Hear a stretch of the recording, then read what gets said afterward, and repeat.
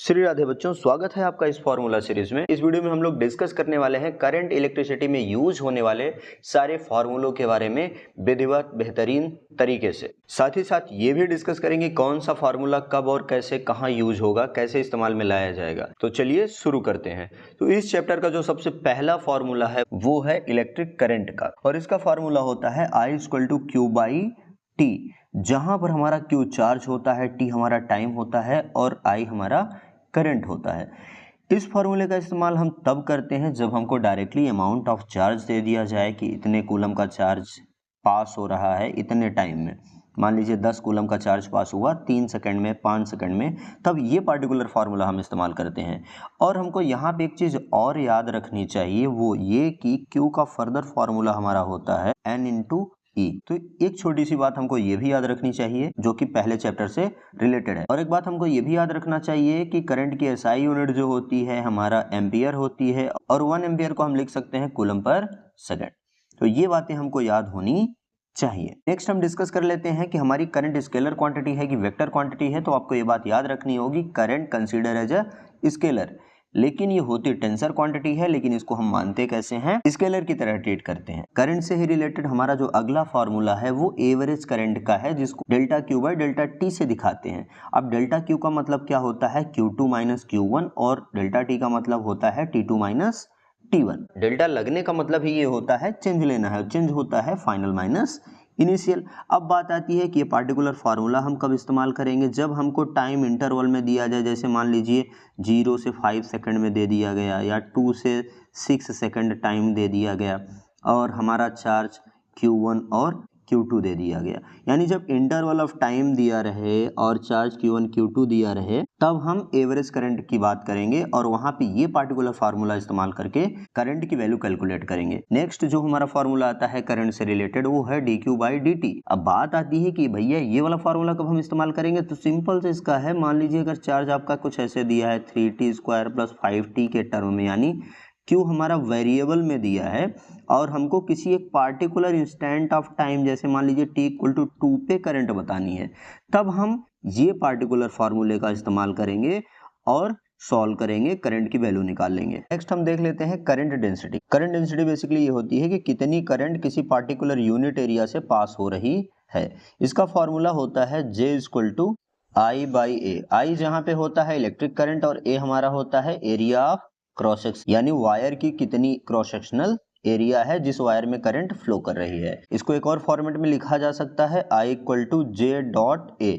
यहाँ पे हमारी जो करंट डेंसिटी वो भी वेक्टर फॉर्म में होगी, एरिया भी हमारा वेक्टर फॉर्म में होगा। ये फार्मूला कब इस्तेमाल करेंगे और ये फार्मूला कब इस्तेमाल करेंगे, जब हमको डायरेक्टली मैग्नीट्यूड दिया गया है तब ये पार्टिकुलर फार्मूला इस्तेमाल करेंगे, और जब हमको वेक्टर के फॉर्म में करंट डेंसिटी और एरिया दिया है यानी I, J और K के फॉर्म में, तब ये पार्टिकुलर फार्मूला इस्तेमाल करेंगे। करंट डेंसिटी का हम जो तीसरा कॉन्सेप्ट यूज करेंगे वो ये वेरिएबल क्रॉस सेक्शनल एरिया के लिए। उस केस में हम बोल सकते हैं जो हमारी करंट फ्लो ऑफ करंट होगी वो कांस्टेंट होगी, यानी J × A बराबर कांस्टेंट, यानी J1 = J2 A2। नेक्स्ट देख लेते हैं ड्रिफ्ट वेलोसिटी। जो फर्स्ट फार्मूला होता है VD = AT। A हमारा एक्सेलरेशन होता है, T हमारा टाइम होता है। ये फार्मूला विशेषकर यूज नहीं होगा। और ड्रिफ्ट वेलोसिटी का जो नेक्स्ट फार्मूला हमारा आता है E × V/m × L, जहाँ पे V हमारा पोटेंशियल डिफरेंस होता है, जहाँ पे L हमारा लेंथ ऑफ कंडक्टर होता है, जिस पार्टिकुलर कंडक्टर में करंट फ्लो कर रही है, यानी इलेक्ट्रॉन मूव कर रहा है। M क्या होता है, जो इलेक्ट्रॉन मूव कर रहा है उसी पार्टिकुलर इलेक्ट्रॉन का मास होता है। E हमारा जो होता है चार्ज ऑन 1 इलेक्ट्रॉन होता है, और VD हमारा ड्रिफ्ट वेलोसिटी को रिप्रेजेंट करता है। अगर ड्रिफ्ट वेलोसिटी का हम एक और जनरल फार्मूला बोलें तो वेलोसिटी = होता है हमारा डिस्प्लेसमेंट अपॉन टाइम, जहाँ पे L हमारा यहाँ क्या होगा, लेंथ ऑफ कंडक्टर, यानी जितना डिस्प्लेसमेंट हुआ है, और T जो होगा हमारा टाइम होगा कि इलेक्ट्रॉन को एक एंड से दूसरे एंड पे आने में कितना समय लगा। VD आपका ड्रिफ्ट वेलोसिटी ही होगा। ड्रिफ्ट वेलोसिटी से रिलेटेड हम नेक्स्ट फार्मूला देख लेते हैं जो कि करंट और ड्रिफ्ट वेलोसिटी के रिलेशन को बताता है, और साथ ही साथ हम लोग करंट डेंसिटी और ड्रिफ्ट वेलोसिटी के रिलेशन को भी डिस्कस करेंगे। ये जो रिलेशन है I = NEAVD होता है, जहाँ पे VD आपका ड्रिफ्ट वेलोसिटी होता है, A आपका area of cross section of the wire होता है, यानी कंडक्टर, जो पार्टिकुलर कंडक्टर यूज किया गया है, यानी जिसमें इलेक्ट्रॉन आपका फ्लो कर रहा है, इसी पार्टिकुलर कंडक्टर के क्रॉस सेक्शनल एरिया होती है। ई जो होता है चार्ज ऑन वन इलेक्ट्रॉन, यानी जो इलेक्ट्रॉन मूव कर रहे हैं एक इलेक्ट्रॉन पे कितना चार्ज होता है उसकी वैल्यू होती है, जिसकी वैल्यू होती है 1.6 इंटू 10⁻⁻19 कूलम होती है। नेक्स्ट हम बात कर लेते हैं एन की। तो एन हमारा यहाँ पे number of electron per unit volume होता है। ये बात याद रखने वाली होगी कि ये number of electron per unit volume होगा, ठीक। उसी वैल्यू को हम एन मानेंगे। अगर हमको टोटल नंबर ऑफ इलेक्ट्रॉन दिया है तो उसको हमको वॉल्यूम से डिवाइड करना पड़ेगा, तब हमारा स्मॉल एन की वैल्यू आएगी, ठीक। तो ये चीज़ आपको याद रखना है। नेक्स्ट है आई को हम इलेक्ट्रिक करंट से रिप्रेजेंट करते हैं, तो आई दिखाता है इलेक्ट्रिक करंट। तो ये हमारा एक पार्टिकुलर रिलेशन है इलेक्ट्रिक करंट और ड्रिफ्ट वेलोसिटी में। इस फॉर्मूले से रिलेटेड डायरेक्टली न्यूमेरिकल्स पूछे जाते हैं, तो न्यूमेरिकल पॉइंट ऑफ व्यू से पार्टिकुलर फार्मूला आपको याद होना चाहिए। नेक्स्ट हमारा जो ड्रिफ्ट वेलोसिटी और करंट डेंसिटी में एक रिलेशन है वो है J=NE/PD। यहाँ पे भी n क्या होता है, number of electron per unit volume ही होगा। आपका जो स्मॉली है वो भी चार्ज ऑन वन इलेक्ट्रॉन होगी, 1.6 इंटू 10⁻⁻19 कूलम। VD भी आपका यहाँ पे ड्रिफ्ट वेलोसिटी ही होगा, इसके बारे में बताने की जरूरत नहीं है। एक पैरामीटर अलग से आया है जो कि J है। J आपका यहाँ पे करंट डेंसिटी को डिनोट करता है। तो इस फॉर्मूले से भी डायरेक्ट न्यूमेरिकल्स आते हैं, इसमें कोई घुमा फिरा के विशेष नहीं बताया जाता है। थोड़ा सा डिफिकल्ट होता है n की वैल्यू बताने में, तो बस n की वैल्यू याद रखिएगा, पर यूनिट वॉल्यूम है। अगर पर यूनिट वॉल्यूम नहीं दिया है तो वॉल्यूम से आपको डिवाइड करना पड़ेगा, और सिंपल वॉल्यूम का फॉर्मूला होता है area into length of the conduct. Next formula हम लोग देखेंगे रेजिस्टेंस और कंडक्टेंस का। आर का जो सिंपल सा फार्मूला होता है वो होता है V/I, जो कि ओम्स लॉ से आता है, जहां पे आर आपका रेजिस्टेंस को डिनोट करता है, V आपका पोटेंशियल डिफरेंस को बताता है, और I आपका इलेक्ट्रिक करंट को बताता है। अगर हम रेजिस्टेंस के SI यूनिट की बात करें तो इसकी SI यूनिट ओम होती है, जिसको इस पार्टिकुलर सिंबल से दिखाया जाता है। नेक्स्ट हम देख लेते हैं कंडक्टेंस का फार्मूला। कंडक्टेंस को हम क्या करते हैं, कैपिटल G से दिखाते हैं, और ये होता है रेसिप्रोकल ऑफ द रेजिस्टेंस। इसलिए इसका फार्मूला आ जाएगा I/V। I भी यहाँ पे इलेक्ट्रिक करंट है और V आपका पोटेंशियल डिफरेंस है। बस एक पैरामीटर नया इंसर्ट हुआ है जो कि कैपिटल G। कैपिटल G क्या है, कंडक्टेंस है। इसकी SI यूनिट की अगर हम बात करें कंडक्टेंस की तो ओम इनवर्स होती है, यानी इसको हम महो भी बोल सकते हैं, और इसका एक स्पेसिफिक SI यूनिट होती है साइमन करके, जिसको हम कैपिटल S से भी इंडिकेट करते हैं। नेक्स्ट हम एक और फार्मूला देखेंगे रेजिस्टेंस से ही रिलेटेड, जो कि होता है R=ml/Ne² A/T। ये फार्मूला ओम्स लॉ का जब हम डेरिवेशन करते हैं तब हमारा निकल के आता है, जो कि रेजिस्टेंस को इंडिकेट करता है। अगर किसी वायर के रेजिस्टेंस को आपको कैलकुलेट करना है, ये सारे डेटा दिए गए हैं, तो आप ये फार्मूला यूज करके उसका रेजिस्टेंस निकालेंगे।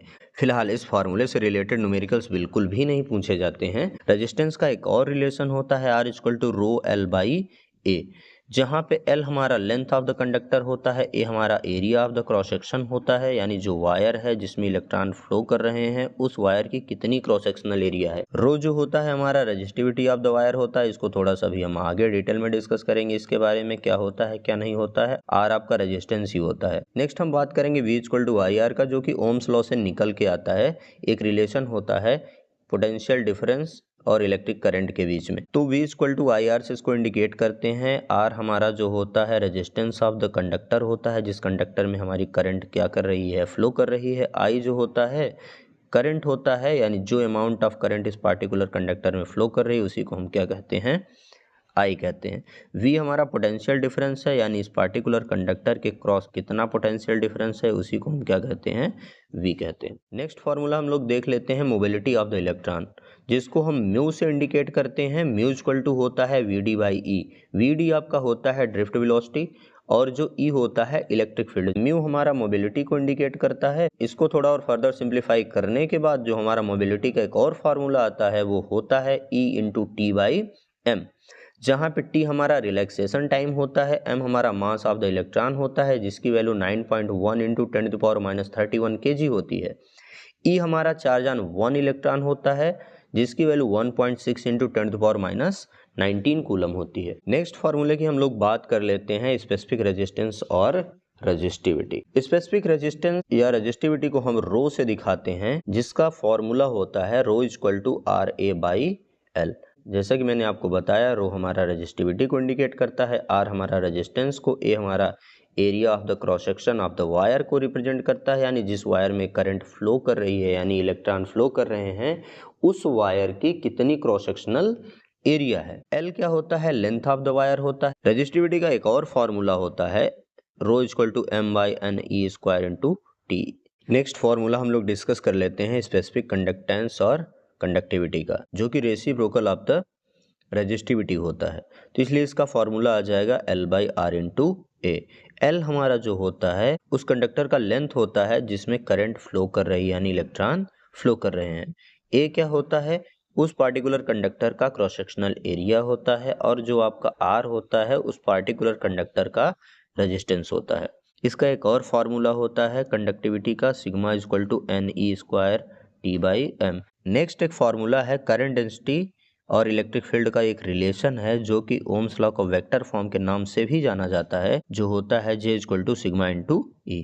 यहाँ पे जे हमारा करंट डेंसिटी होता है और सिग्मा हमारा कंडक्टिविटी होता है, ई हमारा इलेक्ट्रिक फील्ड होता है। नेक्स्ट है हमारा मोस्ट इंपॉर्टेंट फार्मूला। नेक्स्ट हमारा फार्मूला है effect of temperature on resistivity and resistance से रिलेटेड। इस फार्मूलों को डिस्कस करने से पहले मैं एक चीज आपसे डिस्कस कर देना चाहता हूँ कि मान लीजिए कोई रेजिस्टेंस है जो इनिशियल T1 टेम्परेचर पे रखा गया है और फाइनली वो T2 टेम्परेचर पे रखा गया है। इनिशियली मान लिया उसका जो रेजिस्टेंस है हमारा R0 है और जो उसकी रेजिस्टिविटी है वो ρ0 है, और टेम्परेचर उसका बढ़ाया गया या घटाया गया जो तब हमारा रेजिस्टेंस R डैश हो गया और रेजिस्टिविटी ρ डैश हो गई। ठीक ना। ये सिचुएशन तब आती है जब हम वायर के टेम्परेचर को बदलते हैं। तो इसका एक सिंपल सा फॉर्मूला होता है rho dash equal to rho naught in bracket 1 plus alpha delta t, जो कि रेजिस्टिविटी से रिलेटेड है, जहाँ पे रो डैश हमारा रेजिस्टिविटी एट फाइनल टेम्परेचर पे होती है और रो नॉट हमारा रेजिस्टिविटी एट इनिशियल टेम्परेचर पे होती है। अल्फा हमारा कोफिशिएंट ऑफ थर्मल एक्सपेंशन या लीनियर एक्सपेंशन के नाम से जाना जाता है। ये मटेरियल की प्रॉपर्टी होती है, ये फिक्स होता है। और डेल्टा टी हमारा टेम्परेचर डिफरेंस होता है। कभी कभार सवाल में हमसे अल्फा की वैल्यू डायरेक्टली पूछ ली जाती है, तो ये फॉर्मूला हमको इस तरीके से याद हो जाए तो ज़्यादा अच्छा होगा। इसमें डायरेक्टली हम वैल्यूज उठा के पुटअप कर देंगे और अल्फा की वैल्यू हमारी आ जाएगी। अब डिपेंड करता है आपसे पूछा क्या है, चाहे ये फॉर्मूला लगाएं चाहे ये फॉर्मूला लगाएं, दोनों एक ही बात है, दोनों से आंसर आने वाले हैं। रजिस्टिविटी की ही तरह हम रेजिस्टेंस का जब फॉर्मूला देखते हैं तो R dash equal to R naught in bracket 1 plus alpha delta t. Alpha और डेल्टा टी सेम जो यहाँ पे थे वही यहाँ पर भी हैं। अल्फा हमारा कोफिशिएंट ऑफ थर्मल एक्सपेंशन है, डेल्टा टी हमारा टेम्परेचर डिफरेंस है, आर डैश हमारा resistance of the wire eight final temperature पे है, और आर नॉट हमारा इनिशियल टेम्परेचर पे वायर का कितना रेजिस्टेंस है वो वैल्यू है। यहाँ भी डायरेक्ट अल्फा की वैल्यू अगर हम लिखें तो R dash minus R naught divided by R naught into delta t. Next हम लोग देख लेते हैं equivalent resistance of series combination. जब रेजिस्टेंसेस सीरीज में कंबाइंड हो तो उनका इक्विवेलेंट रेजिस्टेंस क्या होगा। टोटल रेजिस्टेंस जो होगा वो R1 plus R2 plus R3 and so on Rn के बराबर होगा। यानी अगर रेजिस्टेंसेस सीरीज में कंबाइंड हैं उनको डायरेक्टली हम क्या करते हैं, एक सिंगल रेजिस्टेंस में बदल देते हैं, और जो सिंगल रेजिस्टेंस की वैल्यू आएगी वो होगी उन रेजिस्टेंसेस के इंडिविजुअल सम के बराबर होगी। दूसरी बात हमको ये याद रखना है, सीरीज कॉम्बिनेशन में करंट यहाँ पे सेम होती है, हर रेजिस्टेंस के थ्रू सेम करंट जाएगी, आई ही जाएगी, और यहाँ पे पोटेंशियल डिफरेंस हर रेजिस्टेंस के थ्रू जो होता है अलग अलग होगा। R1 का अलग होगा, R2 का अलग पोटेंशियल डिफरेंस होगा, R3 का अलग पोटेंशियल डिफरेंस होगा। नेक्स्ट है हमारा equivalent resistance of parallel combination of resistor. जब रेजिस्टेंसेस एक दूसरे से पैरेलली जुड़े हुए हों तब उन रेजिस्टेंसेस को कंबाइंड करके जब हम एक रेजिस्टेंस बनाते हैं तो उस पार्टिकुलर रेजिस्टेंस की क्या वैल्यू होती है, तो उसका डायरेक्ट फॉर्मूला जो होता है 1 by R equivalent equal to 1 by R1 plus 1 by R2 plus and so on 1 by Rn। अगर दो ही रेजिस्टेंसेस हों केवल तो उसका बहुत सिंपल सा फॉर्मूला आता है R equivalent equal to product of resistances divided by sum of resistances. तो नेक्स्ट देख लेते हैं, नेक्स्ट फॉर्मूला है इलेक्ट्रिकल एनर्जी का। इलेक्ट्रिकल एनर्जी को यहाँ पे हम E से या W से भी दिखाते हैं या H से दिखा देते हैं, हीट के फॉर्म में दिखा देते हैं। तो इसका फार्मूला होता है E इक्वल टू VIT भी लिख सकते हैं, E इक्वल टू हम बोल सकते हैं I स्क्वायर RT बोल सकते हैं, E equal to V square upon RT भी बोल सकते हैं। तो तीनों फार्मूले हैं यहाँ पे एनर्जी को कैलकुलेट करने के। ठीक, एक स्पेशल फार्मूला होता है पावर के टर्म में E equal to P into t करके, P इज द पावर, यहाँ पे P आपका पावर है। ओके, पावर और टाइम के टर्म में एक होता है। ई यहाँ पे हमारा एनर्जी होता है और वी हमारा पोटेंशियल डिफरेंस होता है, टी हमारा टाइम होता है कि कितने टाइम तक के लिए करंट फ्लो कर रही है, आर आपका जो होता है रेजिस्टेंस होता है। नेक्स्ट है हमारा इलेक्ट्रिकल पावर। इसका फॉर्मूला होता है एक P इक्वल टू वी आई, एक होता है स्क्वायर आर, एक होता है वी स्क्वायर बाई आर। तो जो ये आपका P इक्वल टू वी आई होता है, ये power given by the battery. ये फार्मूला हम यूज करते हैं बैटरी से निकलने वाली टोटल पावर को कैलकुलेट करने के लिए। और ये जो दोनों फार्मूले होते हैं ये बेसिकली यूज किए जाते हैं power given by the circuit.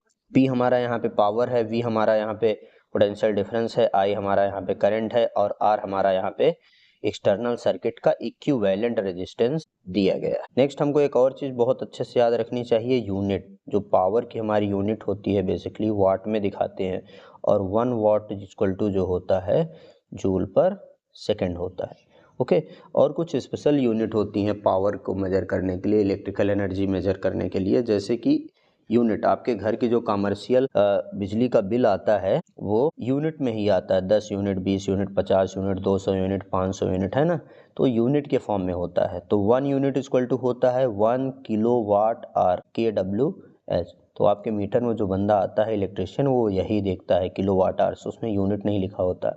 1 kWh का मतलब ये होता है कि 3.6 इंटू 10⁶ जूल, इतने जूल एनर्जी आप एक सेकंड में कंज्यूम कर लेते हैं, तब आपका बिल 1 यूनिट आता है। अगर यूनिट को जूल में बदलना है तो 3.6 इंटू 10⁶ से मल्टीप्लाई कर देंगे, और अगर जूल को यूनिट में बदलना है तो 1/3.6 इंटू 10⁶ से मल्टीप्लाई कर देंगे, ठीक। 3.6 इंटू 10⁶ से डिवाइड कर देंगे तो हमारा यूनिट में कन्वर्ट हो जाएगा। नेक्स्ट हम देख लेते हैं relation between internal resistance EMF and terminal potential of a cell. अगर कोई सेल है और वो किसी पार्टिकुलर एक्सटर्नल सर्किट से जुड़ा हुआ है तो उस सर्किट का जो टर्मिनल पोटेंशियल होगा और सेल का जो EMF है उसके बीच में क्या रिलेशन है।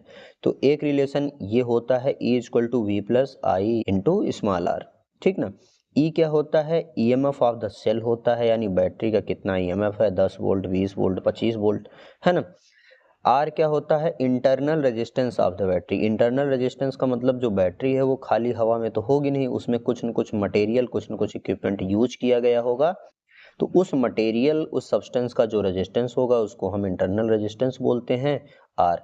आई क्या है, जो टोटल करंट हमारी सर्किट में फ्लो कर रही है उस पार्टिकुलर सेल के कारण, तो आई हमारी करंट है। तो एक रिलेशन ये बनता है EMF और ये आपका टर्मिनल पोटेंशियल होता है, ये जो V होता है। टर्मिनल पोटेंशियल जो होता है बैटरी के बाहर का जो पोटेंशियल होता है उसे हम टर्मिनल पोटेंशियल के नाम से जानते हैं। इसका फॉर्मूला होता है V equal to IR। R यहाँ पे इक्विवेलेंट रेजिस्टेंस होता है, इसमें कोई टेंशन लेने वाली बात नहीं है। यहीं से मॉडिफाई करके एक फार्मूला ये बनता है I equal to EMF of the battery divided by total resistance of the external circuit plus total internal resistance.